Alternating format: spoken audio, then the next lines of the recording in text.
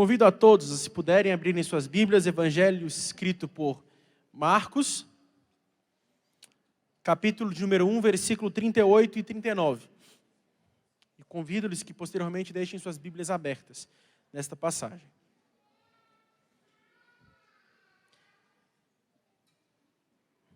E ele lhes disse: vamos às aldeias vizinhas, para que ali também pregue, porque para isso vim. E pregava nas sinagogas deles por toda a Galileia e expulsava demônios. Amém? Pode sentar-se dando glória a Deus e aleluia. Nós estaremos dando continuidade no Evangelho de Jesus escrito por Marcos, mas nós queremos enfatizar hoje uma grande quantidade de versículos. Então peço que você fique com a sua Bíblia aberta para que você acompanhe no decorrer da mensagem. Jesus, ele tinha uma profissão terrena. Ele tinha uma profissão, uma vocação terrena, não é? Com profissão, ele herdou a profissão de seu pai. Jesus trabalhava com marcenaria, mas em sua vocação, Jesus fora vocacionado pelo pai, terrenamente, para ser um pregador. Jesus era um pregador itinerante. Então nós vemos aqui sobre um ministério eficaz. E o que Jesus nos ensina a respeito disso? A homilética, aquilo que estuda a pregação, é uma disciplina que ocupa a arte e a ciência da pregação. Por que arte? Porque tem algumas técnicas para se pregar. Porque é uma ciência. Porque tem um discurso religioso dentro da pregação. Então é uma ciência e uma arte. Quando nós estudamos a origem da palavra homilética, nós vemos que a raiz está do homiléo, a conversa fraternal, o diálogo entre pai, filhos, mãe, no ambiente familiar. Mas com o passar do tempo, esta expressão e esta homilio foi transformada em homilia, que é você falar em público, falar algo, um discurso religioso, dotado de liturgias, dotado de práticas, de fenômenos. Então, aquilo que outrora era um discurso mais fraternal, tornou proporções maiores. Então, tornou-se a homilia, a pregação pública, o falar em público. Mas isso, a homilética, a pregação, é muito anterior a qualquer coisa do tipo. A intenção da pregação, ela pode ser vista nos três principais ofícios de Israel: os sacerdotes, os reis e os profetas. Todos eles, de algum modo ou de outro, eram pregadores. De um modo ou de outro, eles professavam e falavam a palavra de Deus. Então, em primeiro plano, eu quero que você compreenda aqui, para que a gente consiga posteriormente juntar os retalhos, que Jesus cumpre em seu ministério este papel de pregação presente no sacerdote, no rei e no profeta. Porque ele era um pregador completo, e seu ministério era um ministério eficaz. Como sacerdote, se puder passar para os irmãos, por favor, como sacerdote, a tradição sacerdotal trazia a manutenção e a instrução do sacerdote através da Torá, a lei, o Nebim, que são os profetas, e os Ketubins, que são os escritos históricos, por meio do culto realizado no templo.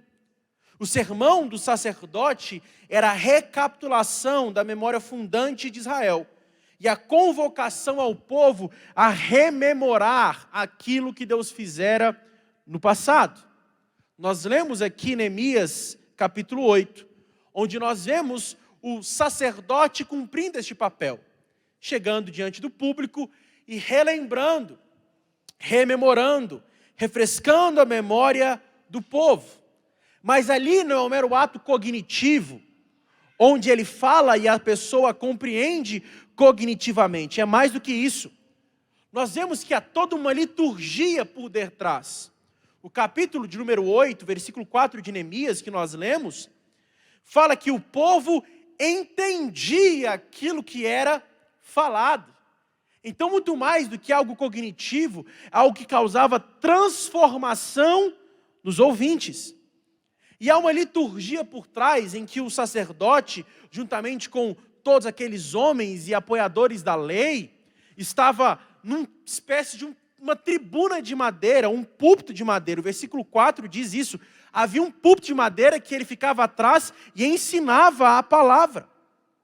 Nos versículos 6 e no versículo 7, nós vemos que há um processo litúrgico, há um ritual, há um ritmo espiritual aqui. O povo se colocava em pé, o povo louvava, o povo dizia amém, o povo levantava, o povo inclinava, o povo se dobrava. Então a pregação era acompanhada de uma série de liturgias e rituais espirituais. Isso é importante, porque a pregação não é somente alguém falando e outra pessoa ouvindo, mas é uma transmissão mútua, onde aquele que fala é fortalecido pela liturgia do povo, e aquele que ouve é fortalecido pelo querigma, pela exposição e proclamação da palavra. Nos versículos 7 ao versículo 9, nós vemos que a função daqueles levitas, eles ensinavam a lei, eles liam e eles explicavam, porque não adianta ler e não aprender nada, você precisa ler e você precisa aprender. Então eles explicavam, aquilo era explicado, era quase um sermão expositivo sendo passado àquele povo. E mais do que isso, há consequências ético-litúrgicas ali presentes. O povo sai daquela pregação e vai celebrar, vai dar comida para quem não tem, vai dar alimento para aquele que não tem, vai servir o próximo, porque a consequência da pregação é uma consequência que afeta todos aqueles que estão próximos a nós. A transformação de vida através da pregação do Evangelho afeta aqueles que estão longe e aqueles que estão próximos também.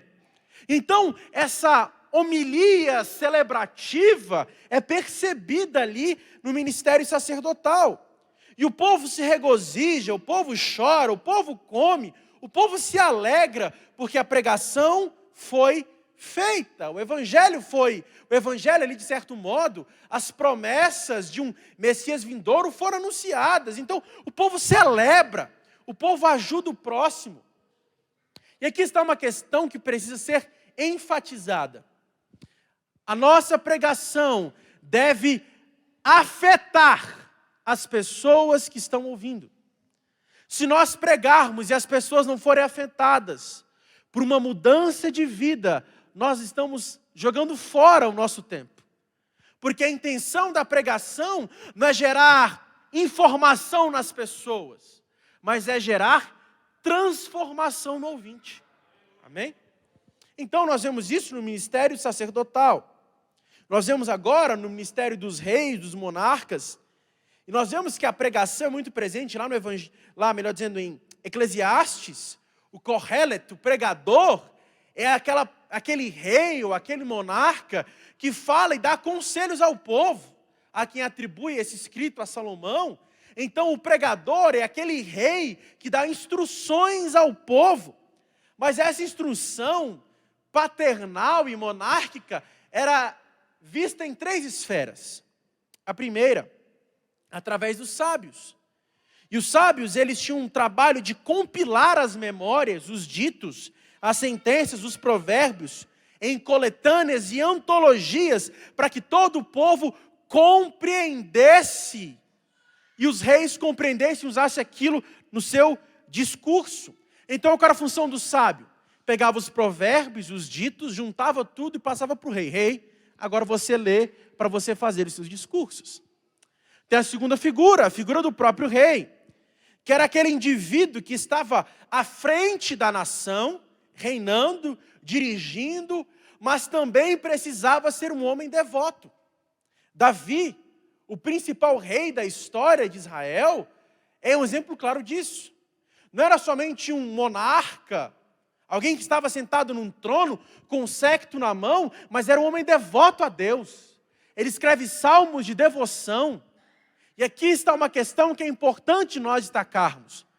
Não é porque Deus nos deu a capacidade de liderarmos, ou nos deu a autoridade de liderarmos, que nós esquecemos da nossa devoção. Quanto mais alto é o nosso cargo, mais devotos nós precisamos ser a Deus. Quanto mais alto é a nossa função, mais piedosos devemos ser. Isso não é antagônico, não. Quanto mais respeitado eu sou, menos piedoso. Pelo contrário. Quanto mais respeitado e qual maior seja o seu cargo, mais piedoso você deve ser. Portanto, o rei não somente reina, o rei era um homem que era devoto a Deus. Lê depois o Salmo 139, para mim um dos salmos mais belos, onde fala da grandeza, da onisciência, onipotência e onipresença de Deus, Deus manifestando isso a um homem e ele completamente devoto e voltado para o Senhor. Uma terceira personagem é a figura paternal, os pais, os anciãos das casas. E eles reuniam-se em seus lares para ensinar a lei. Se você lê Êxodo, capítulo número 12, há uma pergunta que é feita. Quando Moisés está falando ali sobre a Páscoa, faz uma pergunta. As gerações perguntarão, que culto é este? E vocês, pais, são responsáveis por manter essa cultura e tradição. Estava vendo esses dias atrás um testemunho de um judeu que foi convertido, e ele fala que, mesmo ele não entendendo, e sua mãe não entendendo muito bem os princípios judaicos, todo ano eles celebravam a Páscoa. Porque ela aprendeu assim. Foi inculcado na cabeça dela. E a função do pai e da mãe, judeus, é inculcar a lei na cabeça dos filhos. É colocar a lei na cabeça deles, de modo que esteja impregnado aquilo, que eles jamais se esqueçam. Por isso, uma das grandes virtudes do povo judeu é que eles são bons de memória. Porque eles sempre se lembram da cultura e da tradição. Eles sempre se lembram. Há um filme, não me recordo qual, não lembro se é a Lista de Schindler, não lembro. Mas fala que a grande virtude dos judeus é que eles são bons de memória. Porque isso é passado de geração a geração. Sabe por quê nós estamos tão preocupados com a presente geração? É porque em algum momento a troca de bastão houve um rompimento.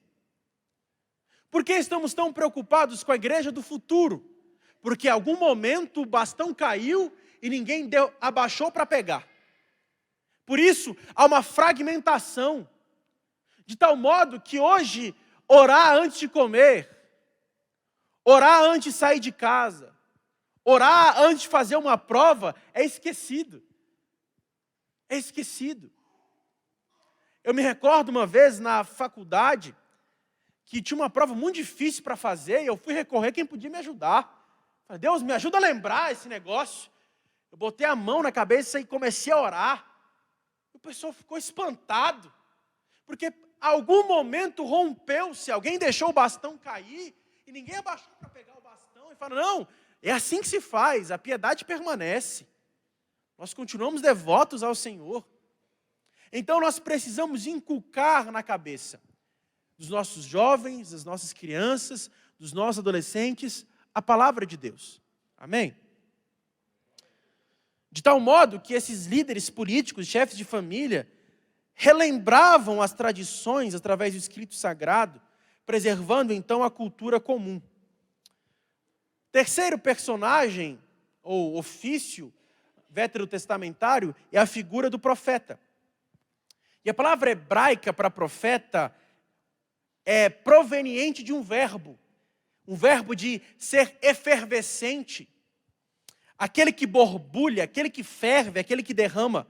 Ou seja, o profeta é aquele que extravasa em palavras, com a mente fervorosa e sob inspiração divina.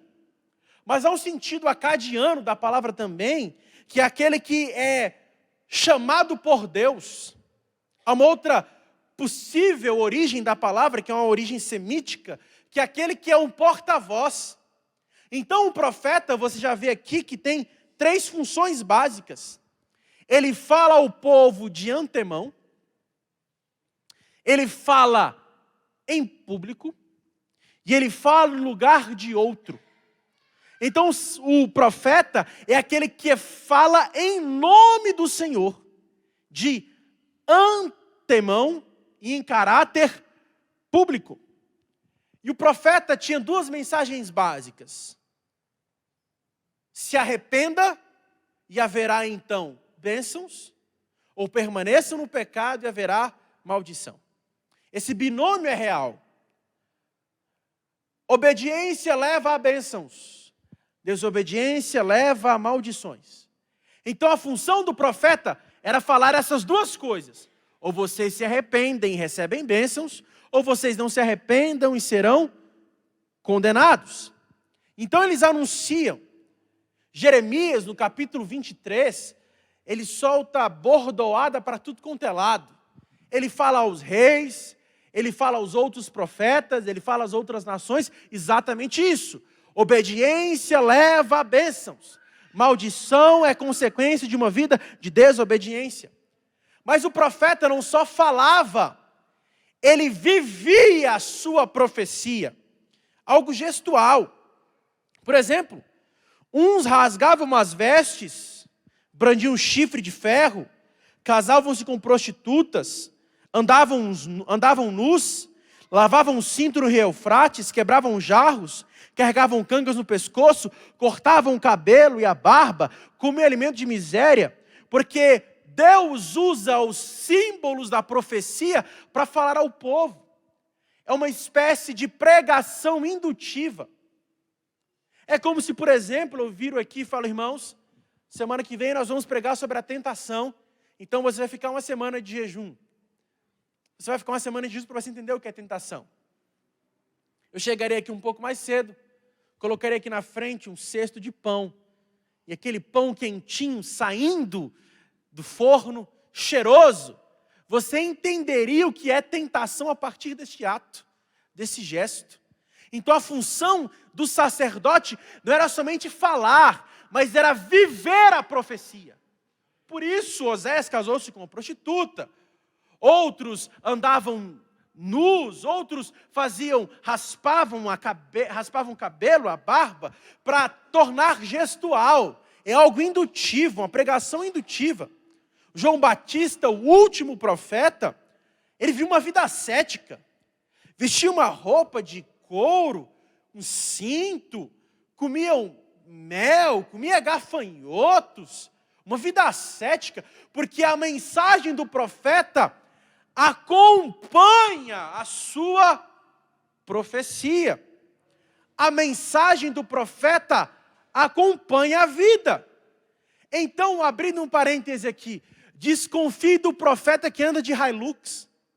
Pode desconfiar. Desconfie do profeta que anda de jatinho particular. Porque normalmente os que assim andam já estão sentados na mesa com Jezabel e Acabe há muito tempo. Profeta que é profeta vive uma vida ascética. Vive uma vida diferente. Porque a sua vida é contrária a uma exposição. Uma vida de exposição, de glamour, de ostentação. Os profetas bíblicos eram rechaçados, humilhados, depredados, e mesmo assim permaneciam fiéis à sua profecia. Chegou Acabe e falou, eu quero conversar com aquele lá. Quem? Miqueias. Mas ele não está na tua mesa, rei. Mas é com ele que eu quero conversar.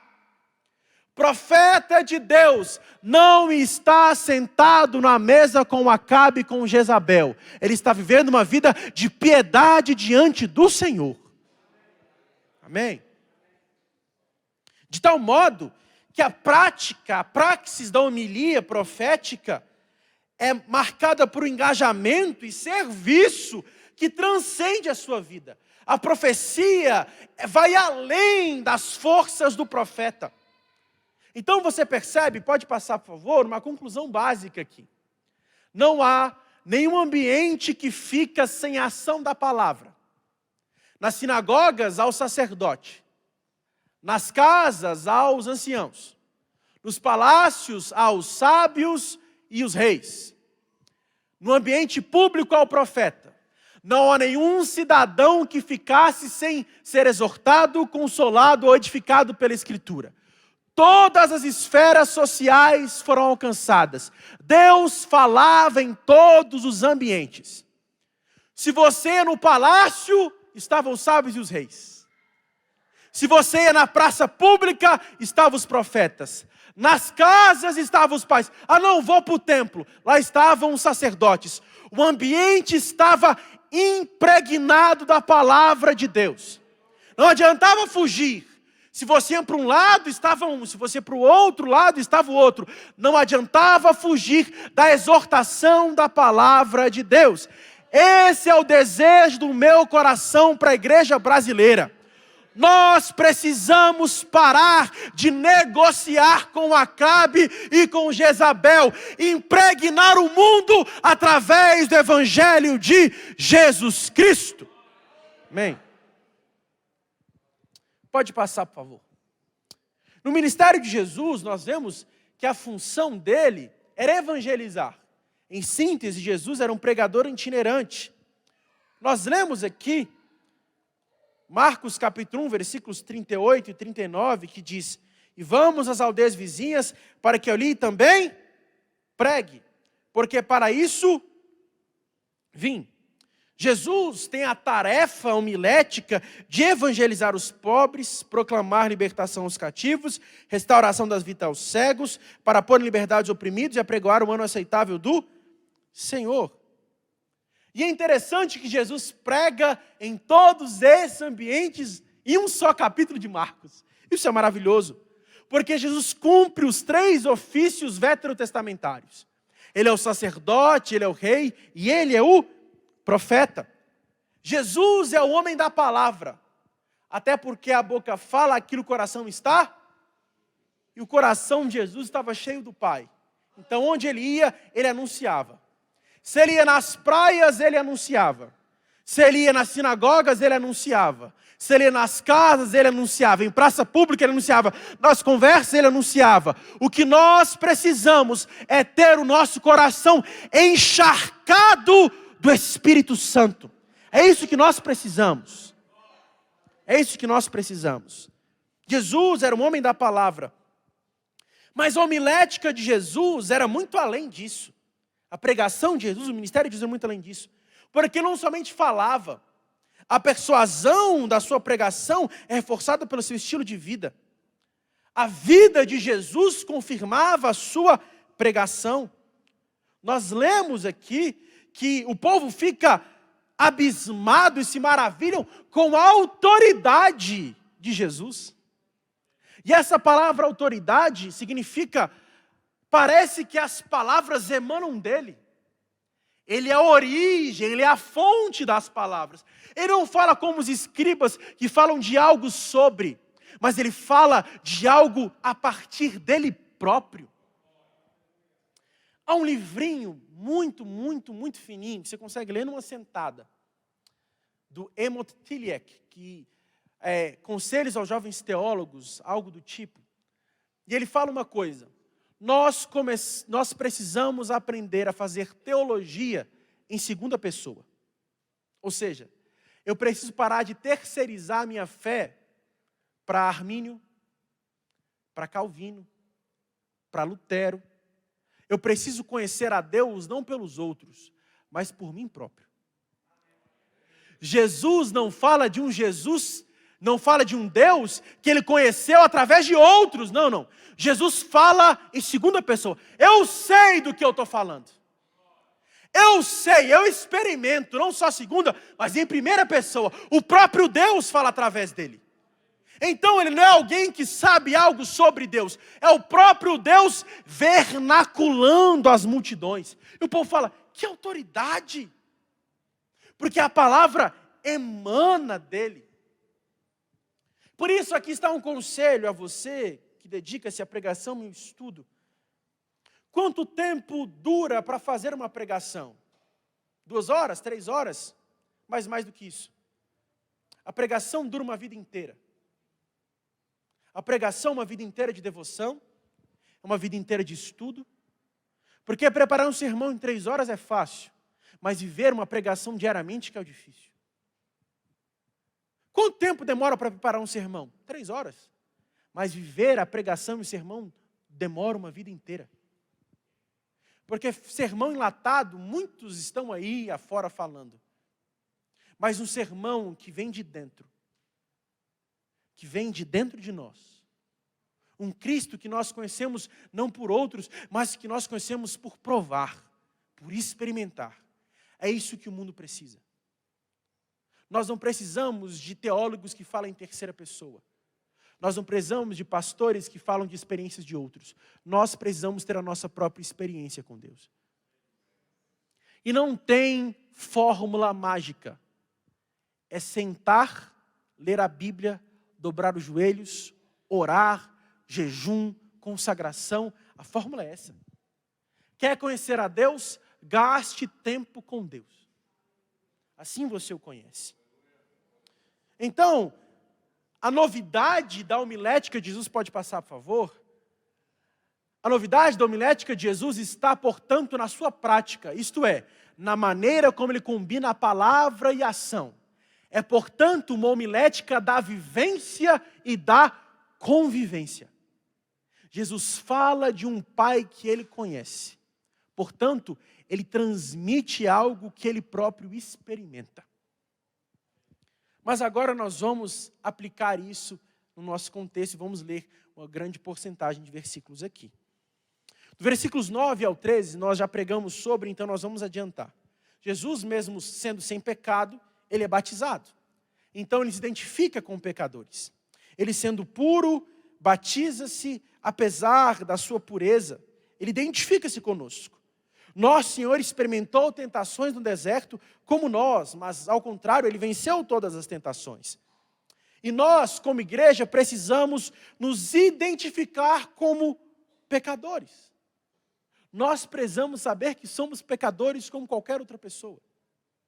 Nós não podemos afastar, nós não somos um alto clero.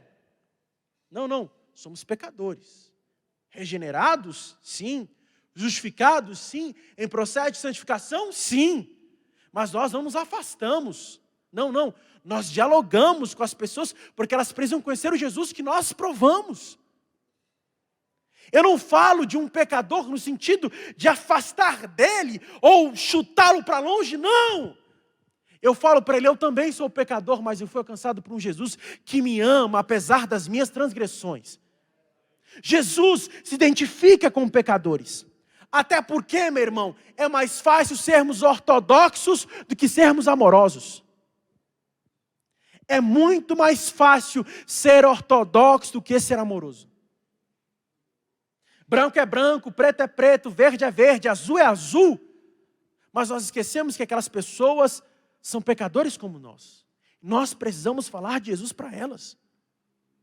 É muito fácil nós colocarmos o evangelho numa caixinha, colocarmos em 5 pontos, colocarmos em 5 pontos, 4 pontos e por assim diante. É muito fácil. Mas o evangelho é multifacetado. Jesus alcança uns perdidos lá fora, alcança outros que acham que estão sendo salvos, mas estão perdidos aqui dentro. Porque o evangelho é multifacetado. Ele nos alcança apesar de quem nós somos. Jesus se identifica com pecadores. Nós precisamos amar pecadores. Nós precisamos amar pecadores. Precisamos amar. Identificar com eles. E mostrar que Jesus pode transformá-los. Jesus pode transformá-los. Segundo, precisamos desenvolver conversas pessoais. Vamos ler o texto. Se você puder abrir Marcos capítulo 1, versículo 16 ao 20, nós iremos ler todos juntos. E andando junto ao mar, viu Simão e André, seu irmão, que lançavam a rede ao mar, pois eram pescadores. Jesus lhes disse: Vinde após mim, e eu farei que vocês sejam pescadores de homens. E deixando logo as suas redes, o seguiram. E passando ali um pouco mais adiante, viu Tiago, filho de Zebedeu, e João, seu irmão, que estava num barco consertando as redes. E logo o chamou. E ele, deixando seu pai Zebedeu no barco, com os empregados, foram após ele. Jesus é contra a metodologia que nós abraçamos na Assembleia de Deus de congressos. Jesus é contra isso. Sabe por quê? Porque Jesus não espera que as pessoas venham. Jesus vai às pessoas. Jesus não espera e faz um grande evento para que os pecadores entrem. Não. Ele vai aos pecadores. A grande questão é que nós tentamos atrair os pecadores para dentro da igreja, sendo que a nossa missão é sair da igreja e ir até os pecadores. Nós erramos.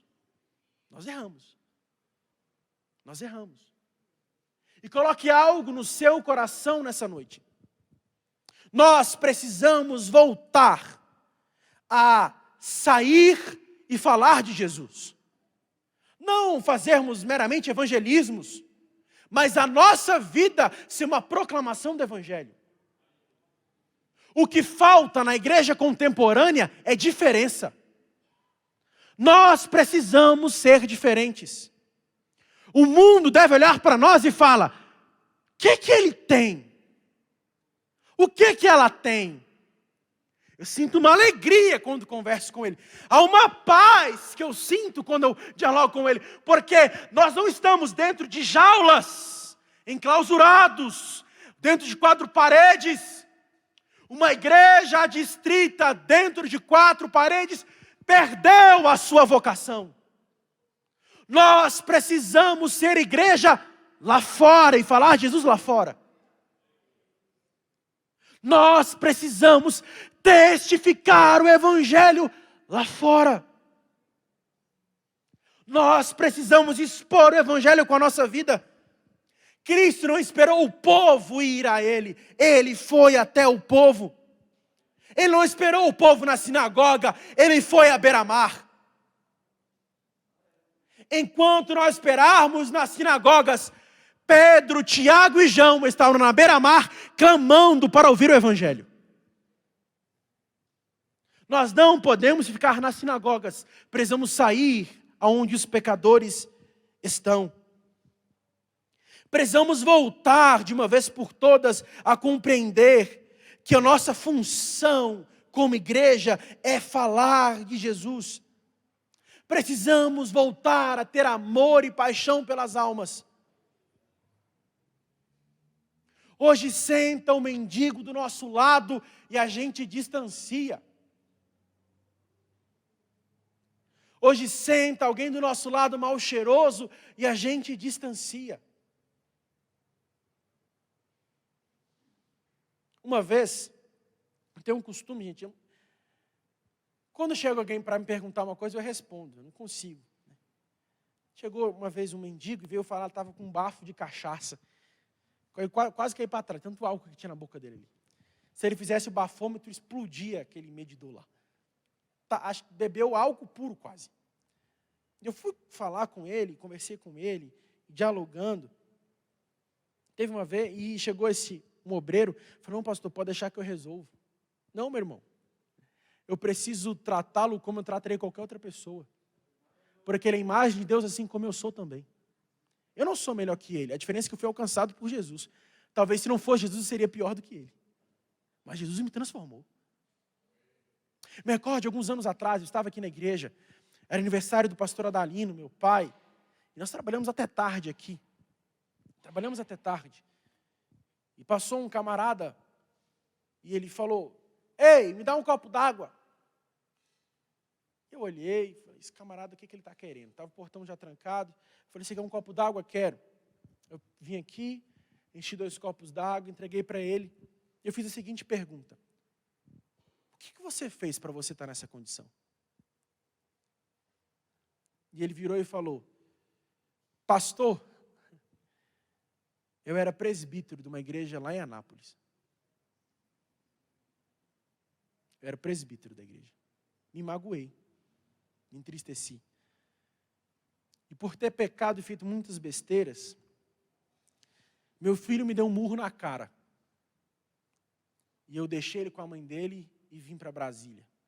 E eu estou na rua, bebendo, usando droga. E eu lembro que naquela conversa, eu falei, e se você encontrasse seu filho, o que você faria com ele? Ele falou, se eu encontrasse meu filho, eu daria um murro na cara dele, porque eu estou muito irritado. Eu descontaria o que ele fez.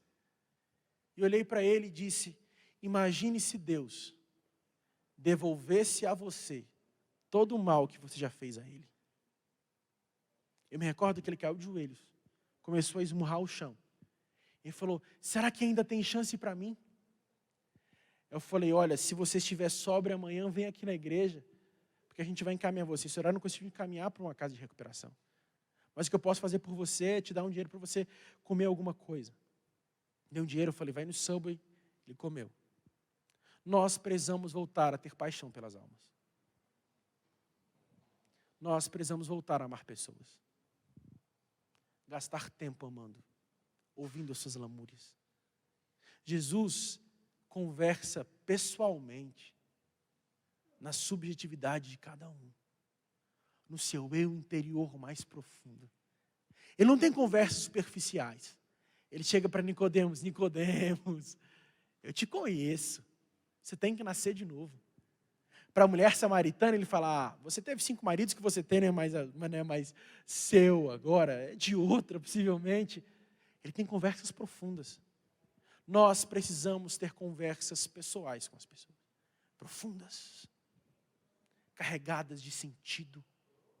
Carregadas de emoção, de amor, de afeto. Nós precisamos amar as pessoas. Mas adiante, Jesus entra numa sinagoga. Perceba que ele está na beira-mar, está em praça pública como um profeta. Agora ele vai à sinagoga como um sacerdote. E ensinava. E maravilharam-se da sua doutrina, porque ensinava como tendo autoridade. Nós já explicamos isso. E não como os escribas. E estava na sinagoga deles um homem com espírito imundo, o qual exclamou dizendo, que temos contigo, Jesus Nazareno? Vieste destruir-nos? Bem sei quem és, o Santo de Deus. E repreendeu Jesus, dizendo, cala-te e sai dele. Então o espírito imundo, convulsionando e clamando em grande voz, saiu dele. E todos admiraram, ao ponto de perguntar entre si, dizendo, que é isto? Que nova doutrina é esta? Pois com autoridade ordena aos espíritos imundos e eles obedecem. E logo correu a sua fama por toda a província da Galileia. Jesus expulsa demônios. Será que nós temos autoridade e poder divina para expulsarmos demônios hoje? Será que nós estamos buscando ao Senhor de tal modo que a nossa vida incomode o inferno? Ou será que nós somos como os filhos de Seva, o sacerdote, que expulsa os demônios no nome de Paulo, no nome de Cristo, e os demônios dizem, eu conheço Cristo, sei quem é Paulo, mas quem são vocês? Será que nós somos conhecidos do inferno? Ou será que nós somos chacota deles? Nós precisamos entender que a nossa vida deve incomodar as potestades espirituais. Nós precisamos estar tão cheios de Deus, que a nossa luz, ao entrar nas trevas, as trevas são dissipadas.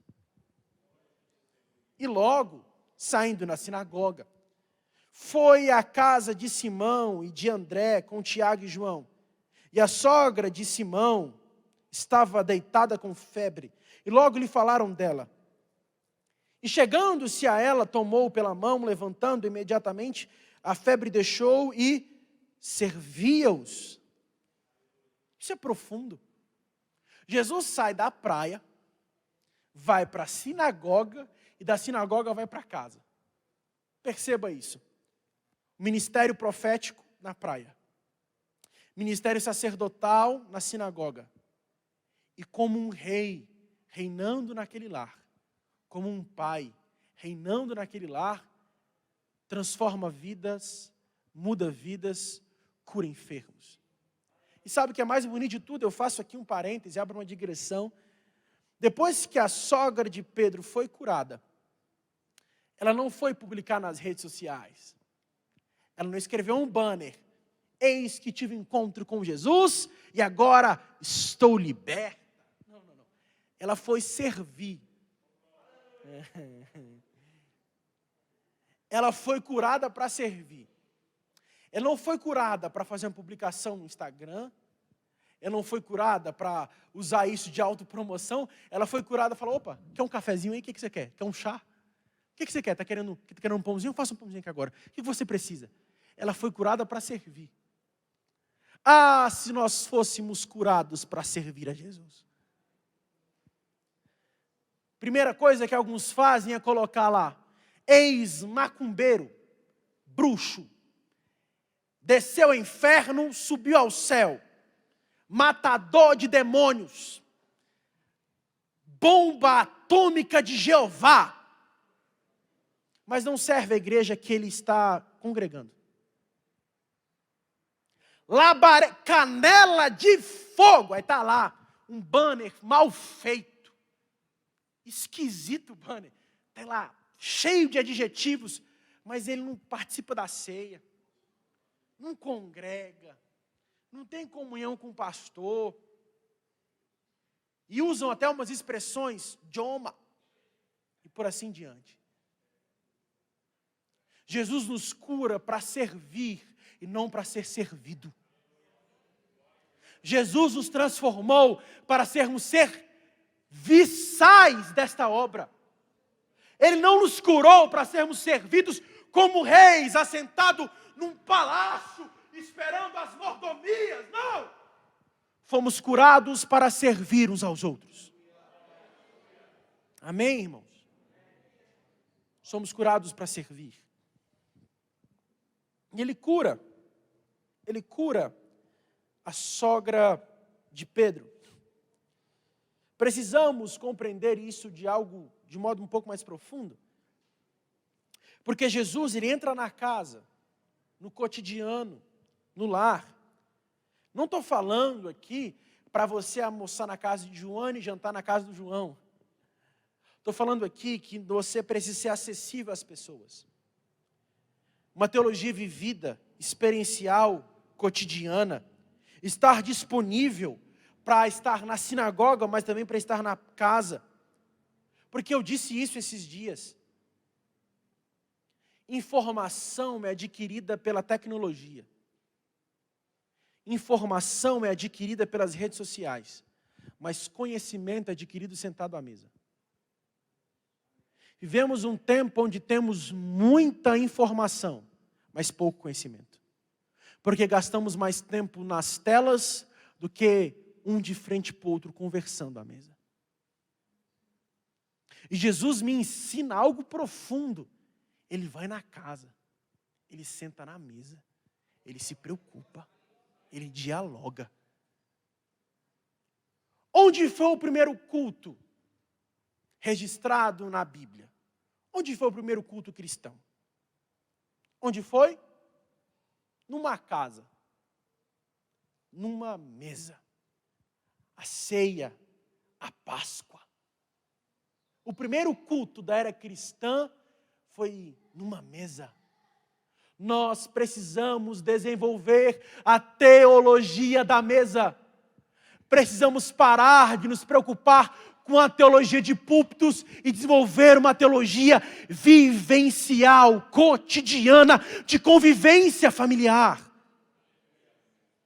Porque não adianta no domingo a gente pregar, suar, gastar tempo, se esforçar, se em casa não tem a teologia vivida. Se em casa não tem a teologia da convivência, do diálogo. Sentamos à mesa para falar de tudo, menos de Deus. Gastamos mais tempo falando de homens de Deus do que falando do Deus dos homens. Precisamos desenvolver uma teologia da mesa. assentado no nosso lar, falando de Deus com os nossos filhos e com a nossa parentela. Amém? Além disso, Jesus prossegue. E tendo chegado tarde, já estava pondo o sol, trouxeram todos que achavam enfermos e endemoniados, toda a cidade juntou-se à porta. E curou muitos que achavam enfermos de diversas enfermidades, expulsou muitos demônios, porém não deixava de falar aos demônios, porque o conheciam. E levantando-se de manhã muito cedo, fazendo ainda escuro, saiu e foi para um lugar deserto e ali orava. Se tem um homem que não precisava orar, é Jesus. Ele não precisava orar. Ele é Deus. Mas ele orava. E tem homem que não quer orar. Não gasta tempo em oração. Ah, não. Pode deixar que eu resolvo. Não, isso aqui é minha especialidade. Tenho pós-doutorado em resolver problemas. Mas quando a gente vai primeiro ao dono da solução, se resolve muito mais fácil. Amém? Vivemos hoje, no Ministério do Guará, uma situação muito diversa. E só existe uma solução: oração. Não tem mais o que fazer, a não ser orar. Clamar ao Senhor.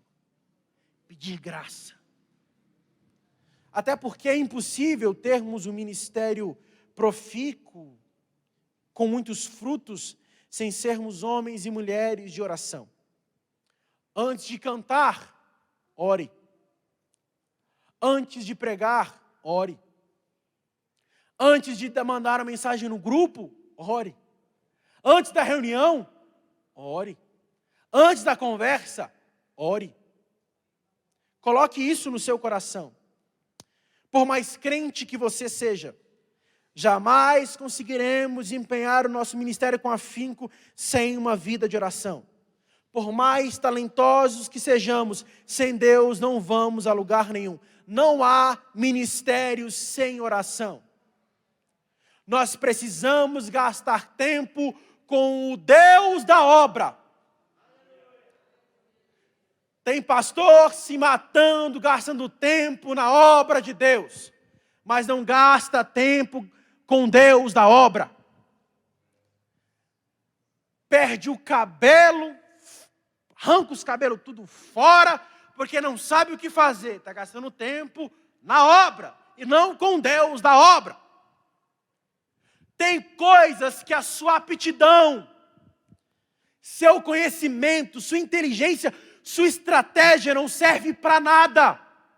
Deus quer nos ensinar a termos ministérios de dependência, de piedade, de devoção.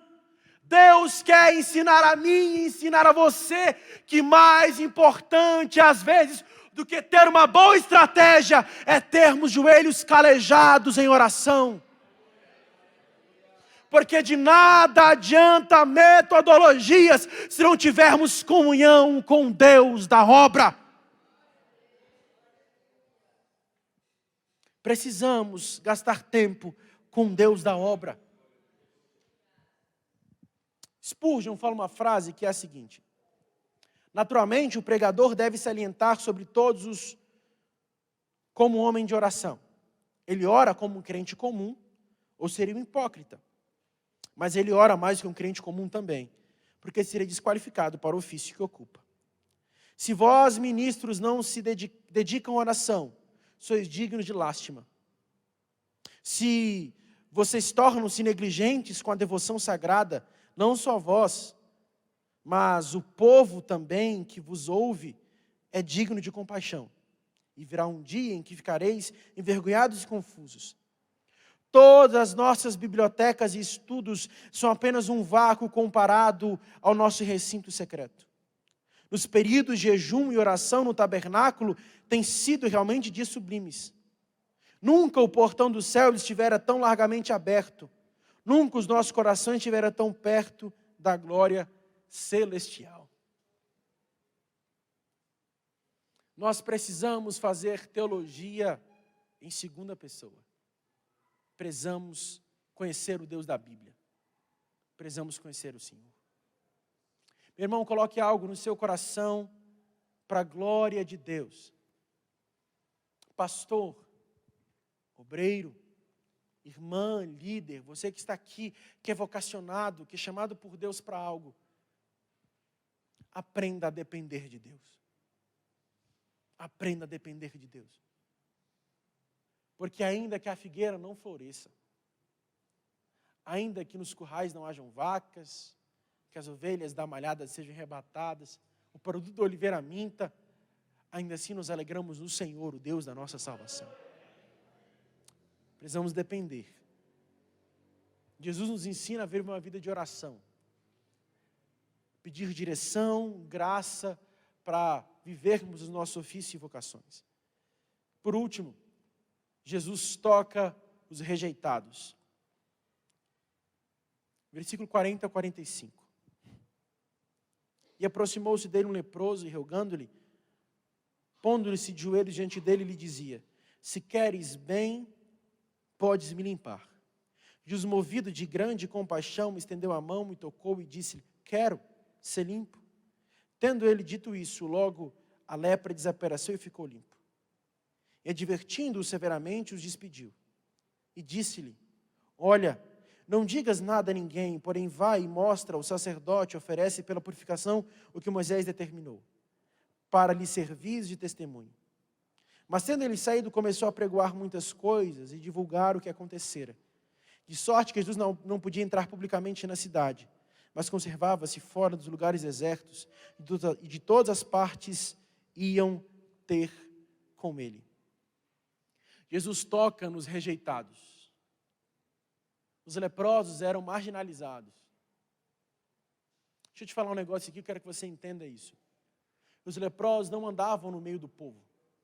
Não, eles tinham um lugar para eles. Um local onde ninguém ia, normalmente fora da cidade. Você percebe esse desenho aqui que Marcos pinta para nós? Jesus prega numa praia, da praia ele vai para a sinagoga, da sinagoga ele vai para uma casa, da casa ele vai em oração, saindo da oração ele vai para fora da cidade, para encontrar com um leproso. Jesus mostra que o seu ministério é tão eficaz, porque aonde ele vai, a palavra é pregada pela sua vida e pelo seu ofício. Por isso o ministério de Jesus é tão profícuo, porque onde ele ia, a palavra ia com ele, Deus ia com ele, o próprio Logos, o verbo estava, ele é o próprio Deus. Então onde ele ia, algo acontecia.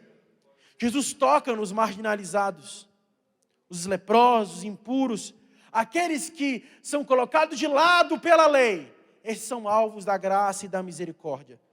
Por isso o evangelho é tão desconfortável, porque Deus nos tira de um amor superficial e faz com que nós tenhamos compaixão daqueles que são leprosos e marginalizados. O homem mais santo que já existiu, o maior homem da história, Jesus Cristo, amou pecadores, morreu por eles na cruz. Portanto, viva o evangelho fora da zona de conforto. Não podemos manter o evangelho enjaulado dentro de quatro paredes, achando que a igreja é um gueto espiritual, onde só podem os especiais participar. Não, nada disso. A igreja não é um gueto, a igreja é um hospital, onde todos que estão enfermos e doentes podem aqui entrar e ter uma consulta grátis com o médico dos médicos, Jesus Cristo de Nazaré. Precisamos profetizar ao vale de ossos secos, falar do evangelho. Precisamos levar vida através da morte de Jesus. Uma igreja precisa anunciar o evangelho fora das quatro paredes. E digo igreja, não a instituição, mas o povo de Deus. Porque vocês são sacerdócio real, nação santa, povo adquirido. Para quê? Para que anuncieis aquele que vos chamou das trevas para a sua maravilhosa luz. Não terceirize a sua missão evangelística. Deus te chamou para ser um farol para a nossa sociedade. Amém. O evangelho é como um leão. A única coisa que nós precisamos fazer é abrir a jaula e deixar que o leão faça a sua função, que é caçar. Aleluia. A única coisa que nós precisamos fazer é não atrapalhar Deus fazer aquilo que Ele sabe fazer: salvar. A pergunta que tem que ser feita é: como eu não atrapalho Deus realizar o ministério na minha vida? Não é o que eu preciso fazer para ter um ministério eficaz. Não é essa a pergunta. A pergunta é: como eu não atrapalho Deus ter um ministério eficaz através da minha vida? Sabe por quê nós não experimentamos o que experimentavam no passado? Porque nós, às vezes, somos um entrave para que isso aconteça. Nós não temos mais coragem de ir aos leprosos. Nós não temos mais coragem de ir aos endemoniados, aos enfermos. Nós estamos muito bem acomodados dentro das sinagogas. Eu e você precisamos viver o evangelho da convivência. Seu vizinho, seu amigo, seu professor, seu colega. Você não precisa pregar no sermão de 3 pontos. Não, nada disso. Você precisa falar: Jesus pode solucionar este problema. Jesus é o suficiente para você. Coloque de pé, vamos fazer uma oração.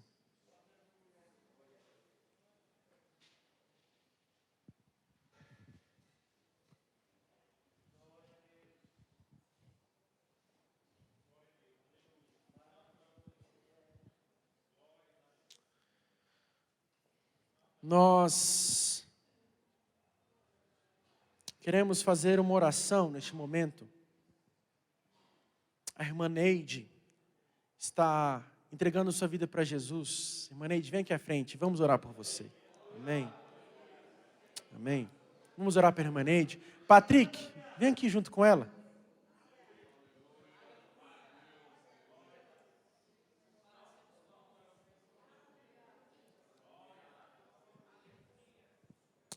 Vamos orar pela vida da irmã Neide. Amém. Senhor Jesus, nós queremos apresentar a vida da Neide em suas mãos, do Patrick também, mas especialmente a dela, que está entregando a sua vida a Jesus. Deus, nós te pedimos que agora uma paz que excede todo o entendimento invada o seu coração. Uma alegria que transcende as experiências mundanas invada a sua alma. Que uma experiência profunda com um pão sacie a sua fome. Que ao beber dessa água, a sua sede seja saciada. Senhor Jesus, nós entregamos a vida dela em tuas mãos. Escreva o nome dela no livro da vida.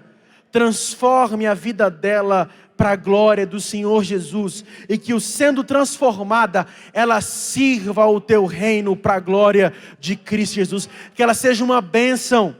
Que ela seja sal, que ela seja luz.